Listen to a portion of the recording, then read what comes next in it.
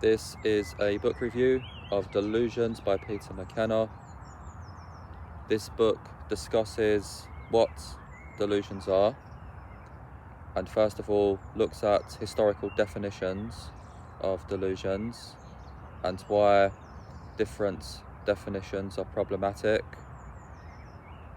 He looks at a number of cases, a number of individuals who have suffered with quite severe delusions, strange beliefs, things that couldn't possibly be true, completely illogical, people that are completely convinced of a particular thing.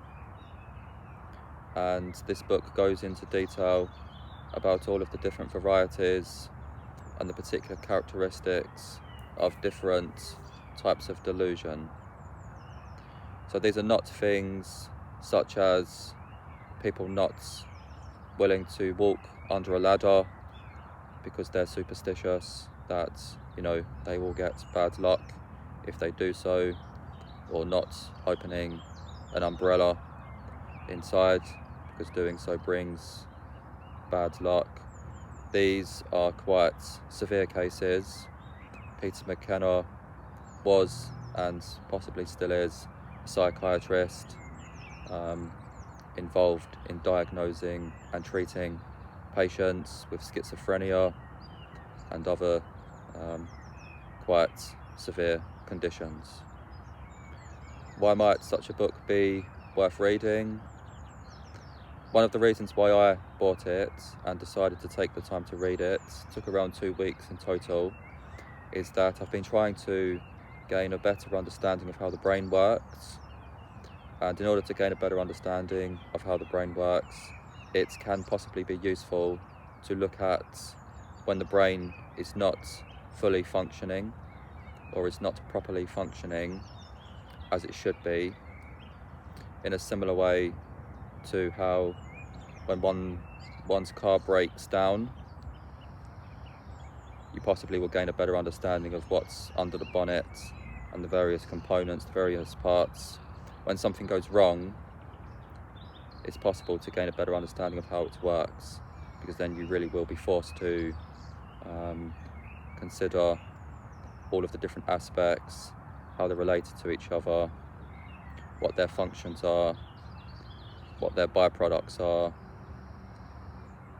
what they can affect when they go wrong, etc., etc. So this book would not be suitable for beginners or people who haven't read neurological literature, because it is quite advanced. He talks in quite specific detail about neurotransmitters like dopamine, for example, and what they actually do to the various parts of the brain and the secondary effects of dopamine, and so on. One interesting thing I learned from the book is that schizophrenia, as well as delusions and many other conditions, are not completely established, in the sense that psychiatrists, neuroscientists have fully agreed upon the causes. There is some disagreement, there are different theories. There are theories where scientists put more emphasis on one particular aspect. So there's still quite a bit of disagreement regarding the exact consequences of many mental conditions. And this is probably due, not least, because the brain is incredibly complex, and really a healthy mind is a product of many different parts working together in a synchronized way. So it's an incredibly complex organ, and so quite naturally there's going to be some disagreement about the particularities of various processes including when they possibly give rise to strange beliefs, which you can learn about and read in this book.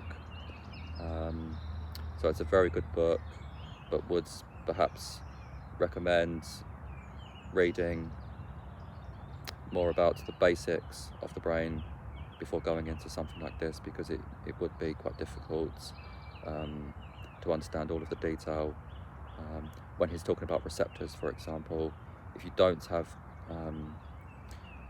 the neurons in your head and the synapses and the different neurotransmitters moving across the synapses, if you can't picture that, then it's going to be difficult to really understand what he is talking about. But nonetheless, very interesting book. He has actually given a talk, an interview, which I think is available on YouTube. You can maybe listen to him talk about the book, talk about his research, talk about his views on different things. It's a fascinating subject, and one in which, there's still a lot to be learned. Thanks for watching.